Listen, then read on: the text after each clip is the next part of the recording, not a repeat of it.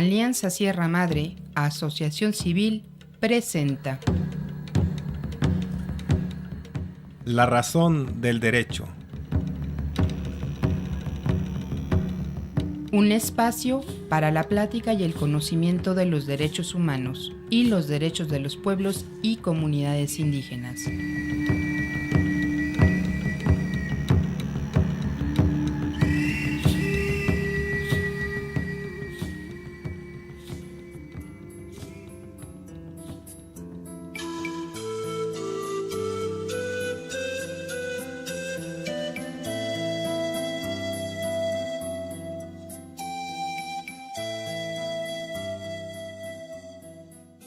Agradecidos de que nos escuchen nuevamente por este medio. Buen día. Así es, buen día. Y ya estamos listos para platicar sobre los convenios y tratados que han firmado los gobiernos de los países de América y cómo estos tienen que ver con los derechos humanos que los pueblos indígenas tienen. En el programa anterior se platicó de algunos de los problemas que tienen los pueblos originarios en varios países de América. El uso de las tierras y recursos naturales de los pueblos indígenas para poner proyectos de empresas extranjeras o de particulares es problema que pasa todos los días entre los pueblos de América. Por eso es muy importante el que todos los pueblos y comunidades indígenas tengan los papeles que hablan de la propiedad de la tierra. En el programa de hoy seguiremos con el tema de los tratados y convenios internacionales, pero también se hablará de cómo estos refuerzan los derechos que los indígenas tienen. Ahora nos platicará de nueva cuenta Magda Gómez Rivera y el señor Gilberto López y Rivas. Magdalena Gómez es abogada que se ha dedicado al estudio de los derechos de los pueblos indígenas. Fue directora, hace ya algunos años, del área de Procuración de Justicia del llamado Instituto Nacional Indigenista, que ya desapareció. También ha escrito varios libros sobre este tema. Gilberto López y Rivas es antropólogo que ha dedicado más de 30 años a conocer a los pueblos indígenas de México y de varios países de América. López y Rivas ha dedicado los años recientes a escribir sobre los derechos que los pueblos indígenas tienen. Isela González, compañera de nuestra asociación Alianza Sierra Madre, platicó con él por teléfono sobre el tema de los tratados y convenios. Les invitamos a escucharlo.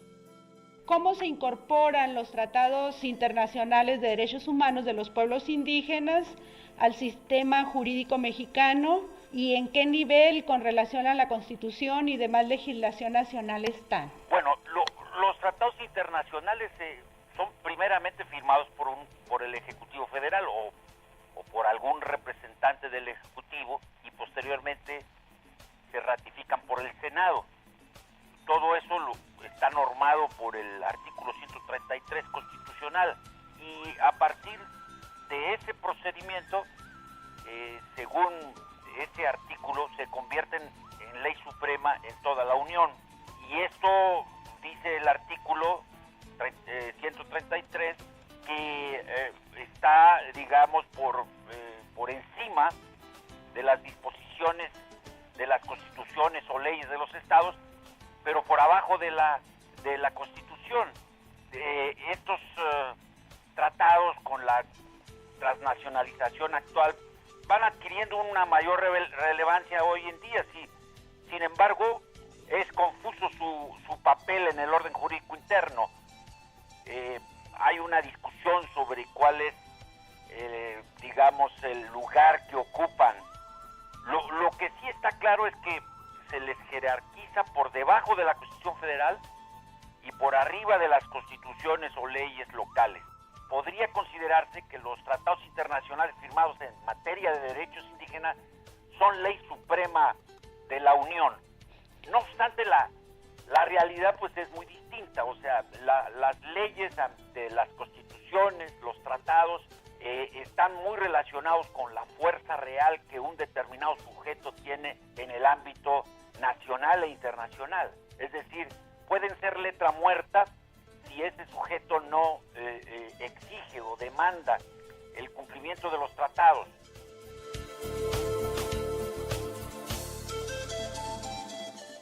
Como lo dice Gilberto López, los tratados y convenios que firma México se convierten en ley y deben ser respetados para proteger los derechos de los pueblos indígenas. Por eso hay que conocerlos, para pedir que se respeten. Si no, solo son letras en un papel.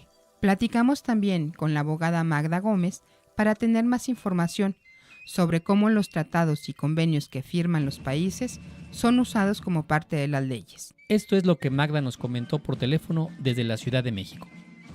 De acuerdo al derecho internacional, los tratados tienen valor desde el momento en que se cubren las normas para que sean ratificados por un cierto número de países.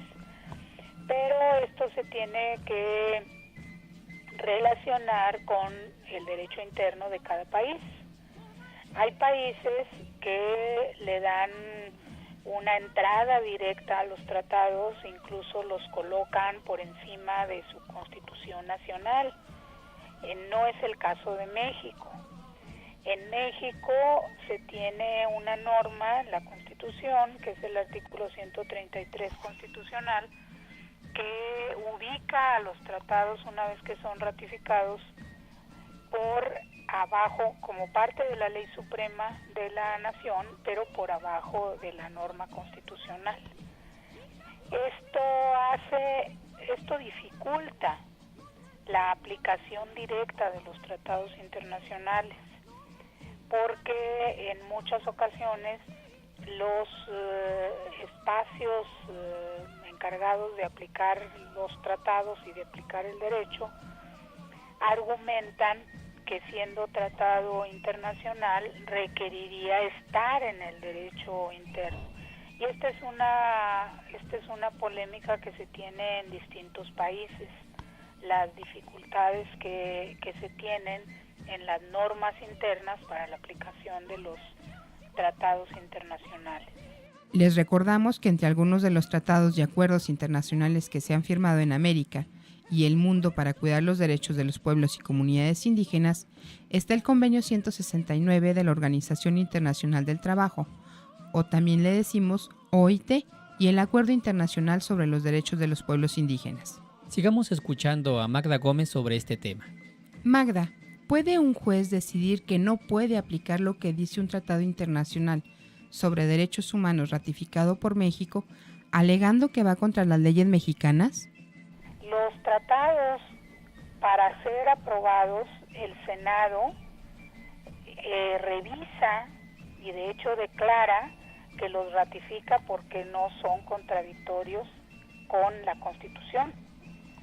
Entonces, no puede, una vez que ha sido ratificado, no podría alegarse eso. Por otro lado, si hubiera problemas de constitucionalidad, tampoco a un juez le correspondería esa decisión, sino que en su momento tendría que plantearse a la Suprema Corte de Justicia, no a cualquier juez.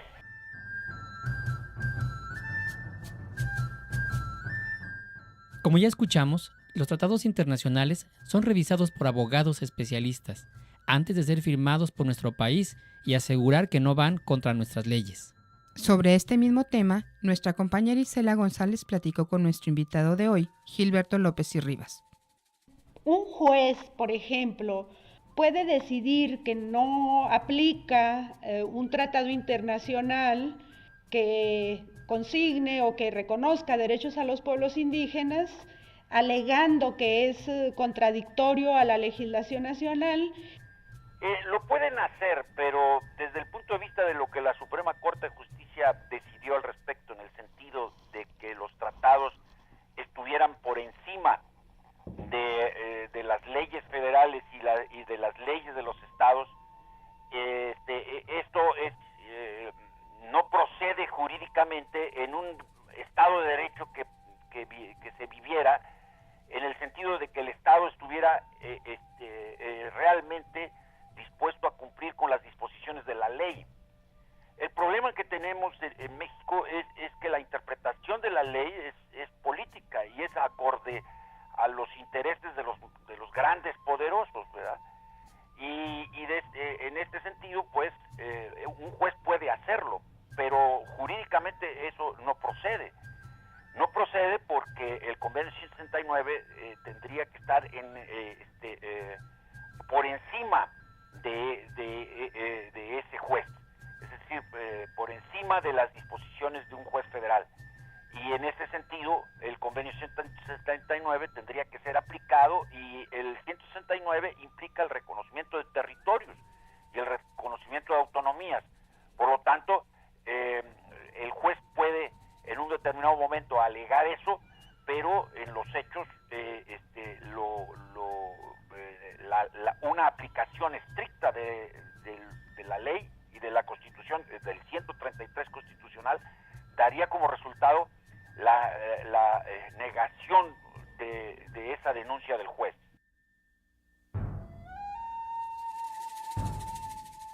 Como ya escuchamos en las pláticas anteriores, los tratados y convenios que firma México se convierten en leyes que deben ser respetadas por las autoridades para proteger los derechos de los pueblos y comunidades indígenas.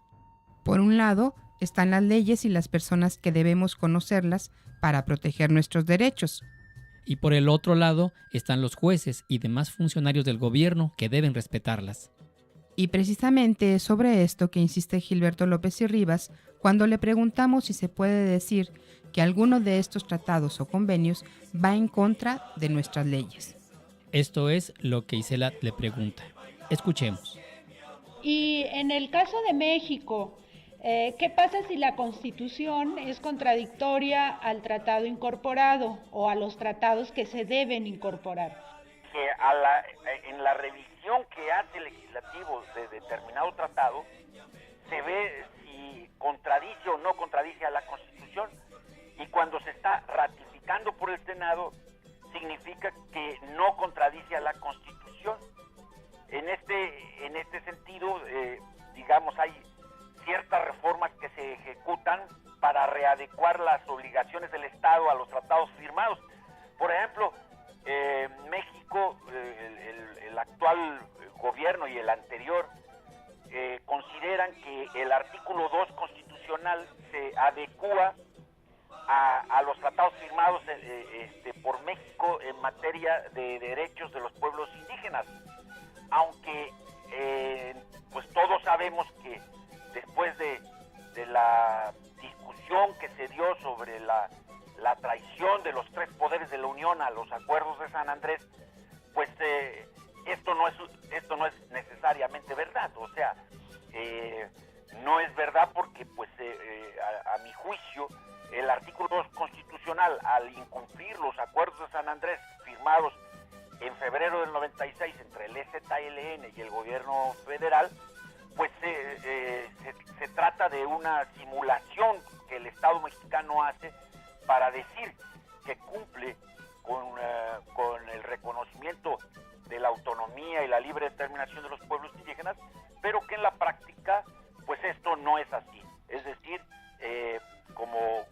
por el análisis que hemos hecho del artículo 2 constitucional vigente actualmente, pues nos damos cuenta de que, por ejemplo, pues se impone a los pueblos indígenas las reformas constitucionales al 27 que van en contra pues de las formas ejidales y comunales de la propiedad de la tierra, y que habían sido negadas por el EZLN, y que en los acuerdos de San Andrés se había estipulado con toda claridad que la reforma del 27 no se impondría en dichos acuerdos. Sin embargo, en el 2 constitucional existe esta imposición. El 2 constitucional está lleno de candados, o sea, lleno de estipulaciones que esta ley no contraviene los derechos de tales, etcétera. Todo lo cual nos hace ver que si formalmente se puede pensar que el 2 constitucional se adecúa a los tratados firmados por México en materia de derechos indígenas, esto no es así en la realidad de nuestro propio país.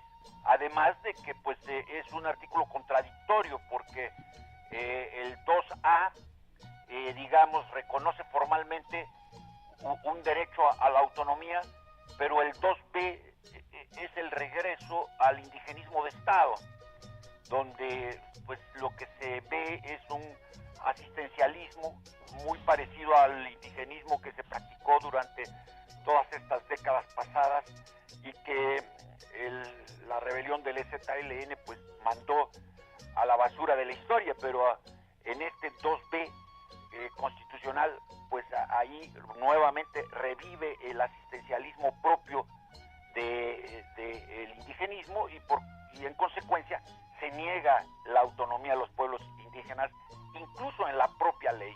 Aquí nosotros vemos cómo un Estado puede formalmente cumplir, pero en la práctica hacer una simulación de ese cumplimiento y en los hechos concretos negar a los pueblos indígenas lo que incluso su propia legislación acepta. Entonces, en la práctica, el TOS constitucional es contradictorio y violatorio de lo que fue pues toda una negociación en donde estuvieron presentes pues los representantes de la mayoría de las etnias o pueblos indígenas del país, y que fueron las negociaciones de San Andrés Larraín o Sacanchem de los Pobres, y se violentó toda esa negociación interna que ha sido la más importante en materia de derechos indígenas.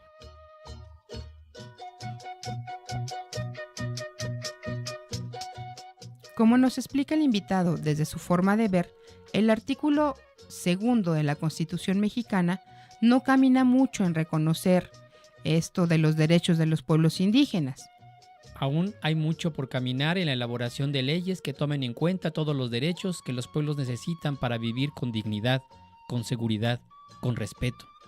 Esto es por parte de las leyes y el gobierno, pero ¿qué están haciendo los pueblos y comunidades indígenas en México para ser reconocidos y respetados sus derechos? Sobre esto le preguntamos de nueva cuenta a Magda Gómez. Hay una especie de división de los derechos, o sea, de parte del Estado se ha tratado de iniciar apenas alguna aplicación de ciertos derechos de los pueblos indígenas, como es, por ejemplo, el derecho al traductor, pero hay derechos que atañen a la vida de los pueblos indígenas, como el derecho al territorio, que francamente están tratando de evadirlos y no lo consideran como un derecho que hay que aplicarse. Ahorita la situación del movimiento indígena en el país es muy compleja porque en lo general han optado por irse a la vía de los hechos y, por ejemplo, hay experiencias de construcción autonómica en los hechos, sin buscar que les reconozca el Estado. Bueno, la más destacada es la de Chiapas con las juntas de buen gobierno, pero también tenemos el caso en el estado de Guerrero, que hace ya 13 años organizaron una policía comunitaria en ciertas zonas de Guerrero, al margen del estado, y esa policía comunitaria ha estado ampliándose sus funciones en los hechos y ya administra justicia. Entonces sí está muy complicada, no hay una regularidad de la aplicación de los derechos que se han logrado hasta ahora. Sí, es una experiencia muy interesante, es la policía comunitaria, ya tiene ahora coordinadoras regionales de la policía comunitaria y en su reciente aniversario, hace unos 2 meses, también ya establecieron una radio comunitaria. ¿Y cuál es su relación con el Estado? Con la otra parte del hacer justicia en México. La relación es complicada, va, pero finalmente coexisten, porque han durado ya 13 años.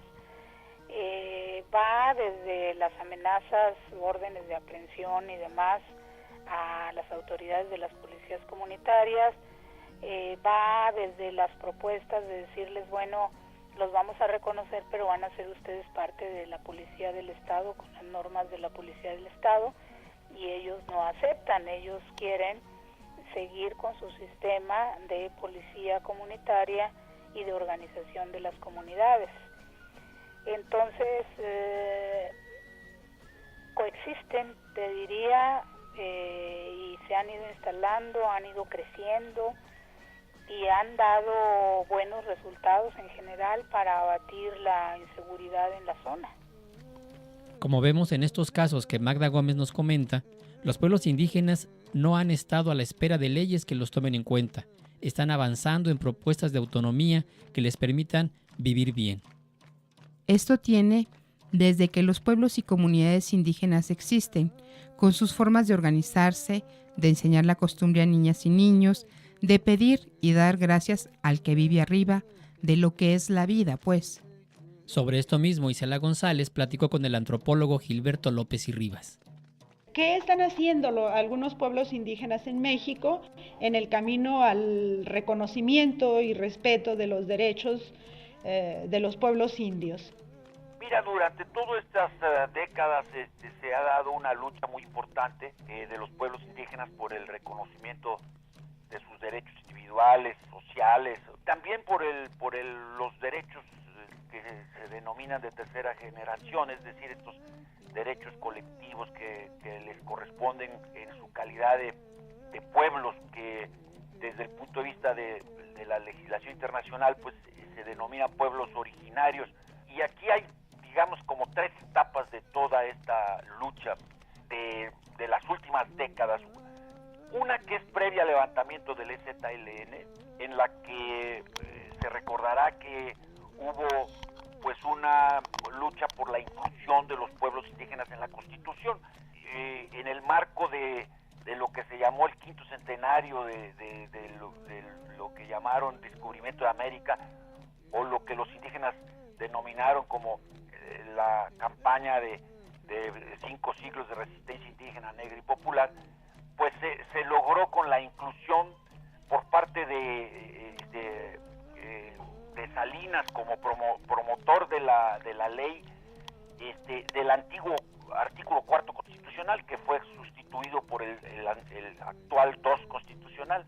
Y ahí pues se logró un parrafito de 5 o 6 líneas donde se reconocía que la nación mexicana tenía una composición multiétnica que se expresaba en la existencia de pueblos indígenas. En aquella época, una gran victoria de esta etapa, digamos, previa a la insurrección del zapatismo. Una segunda etapa, pues, está directamente conectada con lo que podría ser denominada la lucha por las autonomías que se despliegan a partir de los acuerdos de San Andrés. Es decir, el diálogo, la firma de los acuerdos que culmina con una traición de los 3 poderes de la Unión a estos acuerdos, pues se constituye, digamos, una etapa donde la bandera de la autonomía es la que caracteriza a la misma. Y la etapa actual, que es la construcción y el desarrollo de autonomías de hecho, sino de derecho. Entonces, pues los avances de estas 3 etapas de lucha son evidentes, y tenemos pues estos ejemplos que hemos estado estudiando a lo largo de estos años, de verdad que podrían pues ser considerados como un ejemplo, que son las juntas de buen gobierno y los municipios autónomos zapatistas, que yo creo que es el ejemplo más acabado de autonomía. Pero también tenemos a la Policía Comunitaria de Guerrero, que recientemente cumplió más de 12 años de existencia, las autonomías de varios estados de la República, de las que se sabe poco y que no tienen pues esa, digamos, cobertura de prensa, que en Oaxaca, en Michoacán, en el propio Chihuahua, en donde pues de manera callada se están dando este tipo de procesos o movimientos. Entonces el reto actual es que no se ahoguen estas autonomías, sino afianzar estos procesos en una lucha nacional e internacional por un nuevo tipo de nación, una nación de autonomías que incorpore a los pueblos indígenas con pleno derecho, y que evidentemente estamos hablando de un futuro muy distinto al actual presente que vivimos los mexicanos, incluyendo a los pueblos indígenas.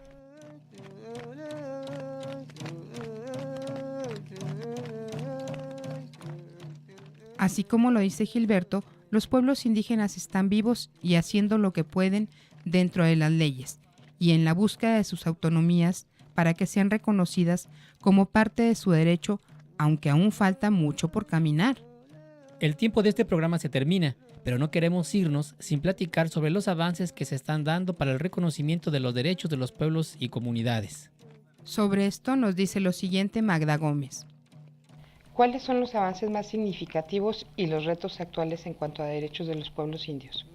Bueno, mira, los avances más significativos están ahorita en el plano internacional, con la aprobación que se hiciera el año pasado de la Declaración de Derechos de Pueblos Indígenas, se dio un paso fundamental, porque esta declaración puede llegar a ser un buen paraguas para que se reordene todo lo relativo a derechos de los pueblos indígenas, aun cuando por ser declaración es distinta de los efectos de un tratado. Una declaración no se ratifica y no entra a formar parte de manera directa del orden interno.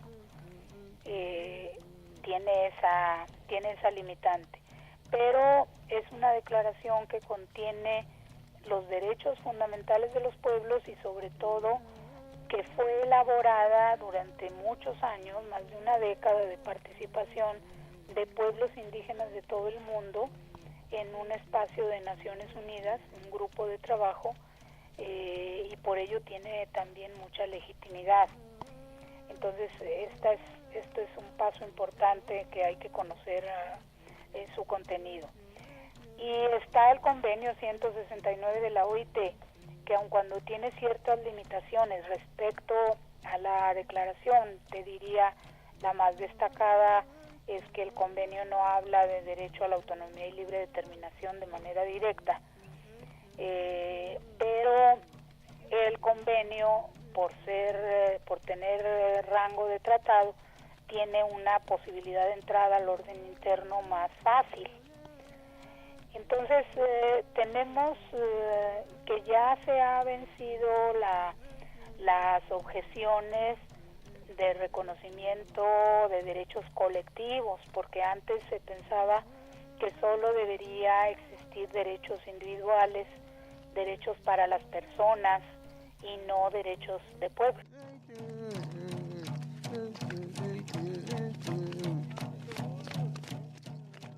Como escuchamos en voz de Magda, los principales avances se están dando a nivel internacional con la creación de convenios y tratados que tendrán que ir quedando en las leyes. Otro aspecto en el que se ha ido avanzando es en el reconocimiento de los derechos colectivos como pueblo. Antes se pensaba que con solo reconocer los derechos de la persona de uno solo era suficiente. Agradecemos la participación de estas dos personas por compartir con nosotros sus experiencias y conocimientos sobre estos temas tan importantes para avanzar a una sociedad más justa donde convivamos todas las culturas con respeto. Les recordamos, busquen el convenio 169, ya está en casi todas las bibliotecas, y la Declaración Universal de los Derechos de los Pueblos Indígenas. Es muy importante conocerlos y platicarlo entre todos nosotros. Los esperamos en la próxima plática, en la que veremos con más detalle cómo se encuentra nuestra Constitución mexicana en relación a los derechos humanos de los pueblos indígenas. En las voces estuvimos con ustedes Kiriaki Orpinel Espino y Víctor Martínez Juárez. En los controles técnicos, Ernesto Palencia.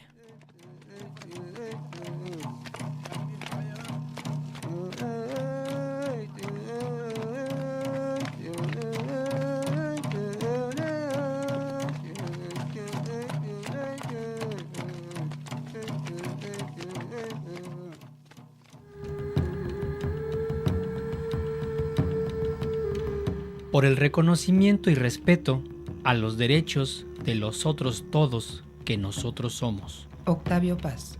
Esta es una producción de Alianza Sierra Madre, Asociación Civil, y la participación de la Fundación Barra Internacional de Abogados, International Bar Association Foundation.